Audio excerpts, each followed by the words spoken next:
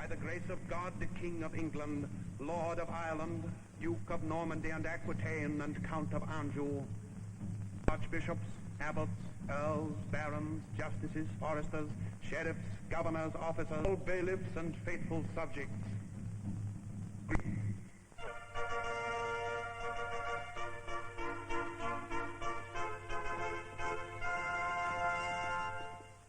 In the year 1215, a bargain was struck between an unwilling English king and his discontented barons. This has come to be known as Magna Carta, the great age of feudalism. In the year 1066, Norman warriors from the north of France invaded Saxon England. The Anglo-Saxons fought a defensive battle behind a wall of shields. Their weapons, the lance and the two-handed axe, opposing the Norman bowmen, the terrible charges of the Norman cavalry.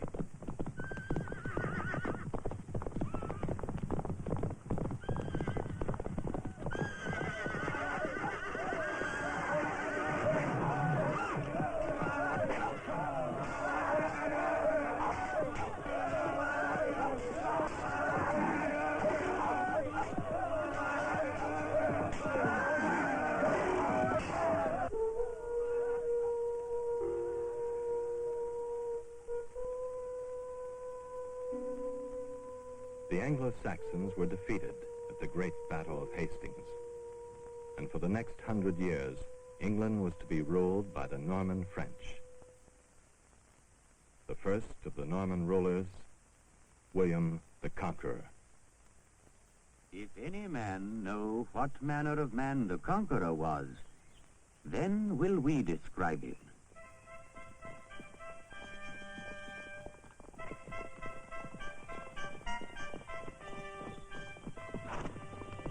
He was more feared and more powerful than all former kings of the land.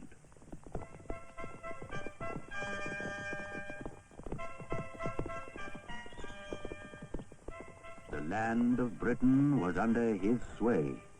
There was nothing in the land that was not his.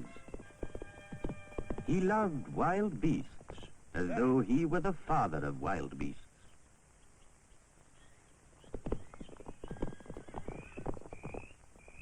He decreed that whosoever killed a stag or a buck was to be blinded.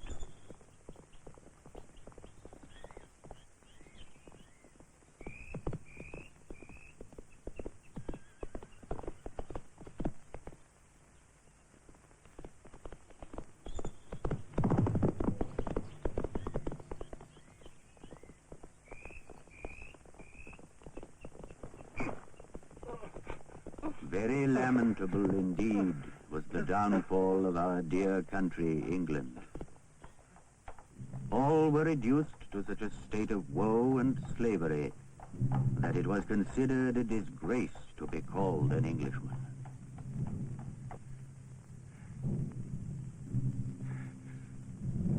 Yet no man dared complain, for all power lay with the king.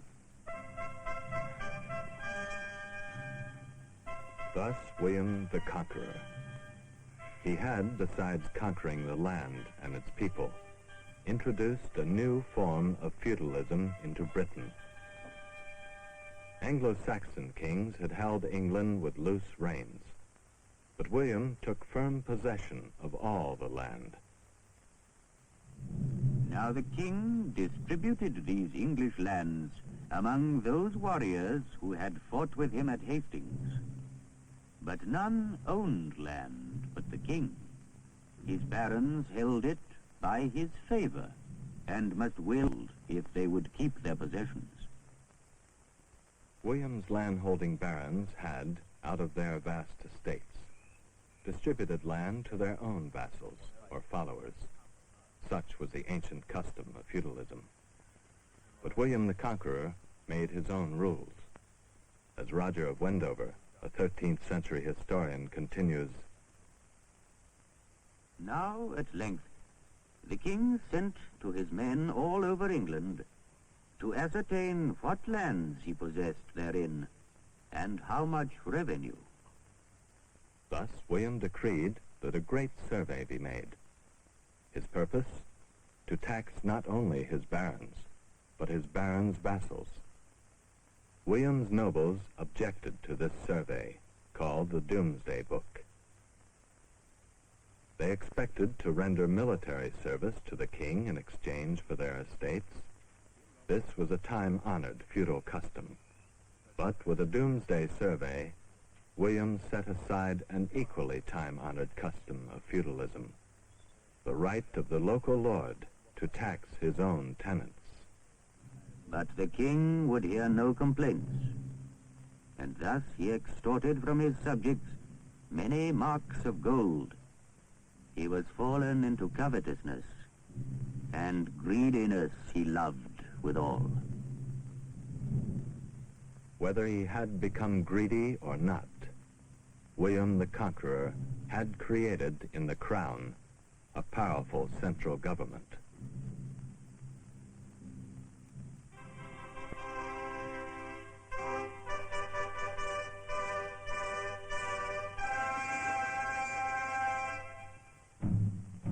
To all faithful subjects, both French and English, know that I, Henry, have been crowned King of England.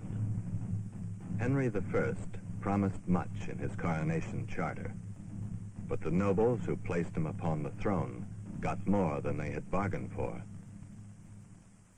In the past, the king's tax collectors had used Roman numerals for computing taxes due, and with Roman numerals, even simple arithmetic is difficult. Henry introduced the exchequer. The word exchequer comes from the checkered cloth covering the accounting table. Like the abacus, the exchequer table was a kind of primitive adding machine, and Henry's barons did not approve of it.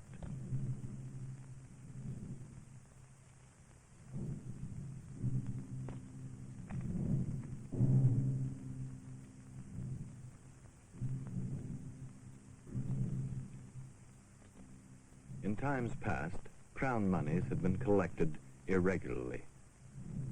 For instance, aids were collected to meet a king's ransom. Under Henry, however, these aids were turned into a permanent source of revenue. Thus, Henry's barons saw another important feudal right usurped by a powerful king.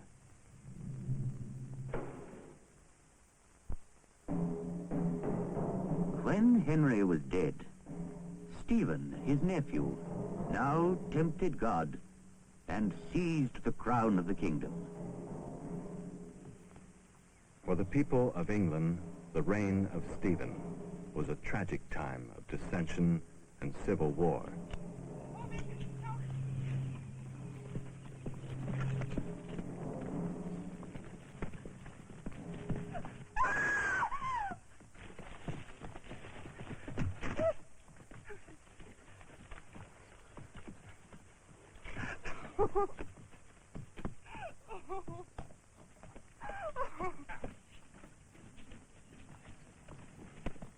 I cannot and may not tell of all the torture inflicted upon the wretched people of the land during King Stephen's reign. It was said openly that Christ and his saints slept. The choice before England seemed to be lawless chaos, or a king with absolute power over all men.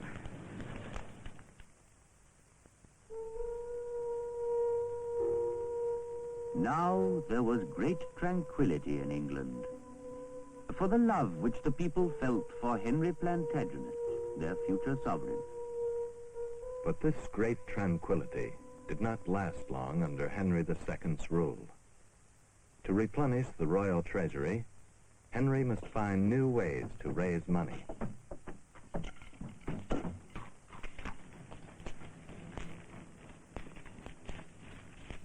He sent royal judges throughout the land to hold court and administer justice.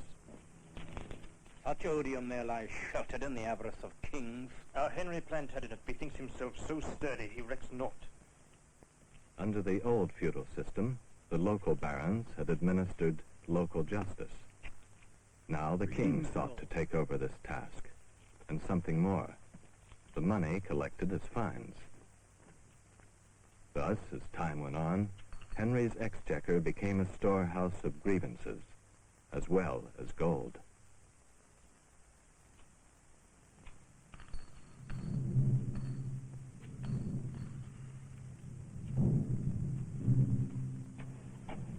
I've done homage to King Henry and swore oaths to him that he's in no fear kept. With every bag of gold, he asks another in replacement. That a man should carry himself and his pride above all.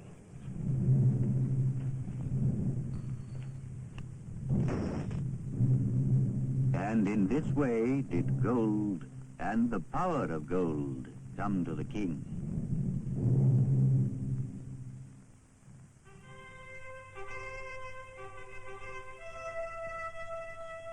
King Richard the Lionheart was a brave warrior and a most noble crusader. Twice, with great energy and skill, he led the Christian host to the very gates of the holy city. But these crusades were costly, and Richard raised money for them by every means. And moreover, it must be said to his discredit that while he fought these wars bravely, he left his kingdom to take care of itself. After, however, this noble Richard had gone the way of all flesh, killed not in the holy wars, but in France, John, his brother, came over into England to be crowned there.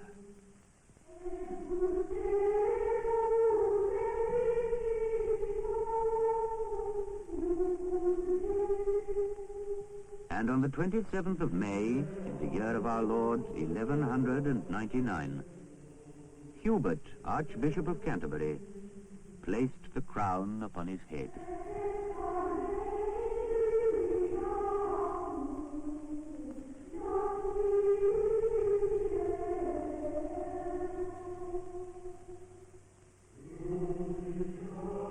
Much has been written about the misrule and the cruel tyranny of this same King John. But it may be claimed with justice that much of the discontent of his reign stemmed from earlier times.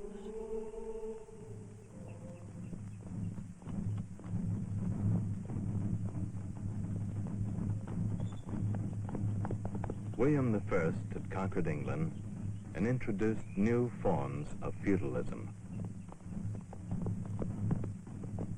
William the Conqueror's son, Henry I, introduced systematic taxation and usurped ancient feudal rights of his noblemen. During King Stephen's reign, the power of the crown declined, but the land was torn by civil war. Henry II reasserted the powers of the crown by taking over from the feudal barons the administration of local justice. Thus, the history of England preceding the crowning of John is a history of conflict between the kings who attempted to center absolute power in the crown and the feudal barons who sought to preserve the old forms of feudalism. But at last, during John's reign, an attempt was to be made on the fields of Runnymede to resolve this conflict by drafting a written charter of rights and liberties, which, in later times, was to be called Magna Carta.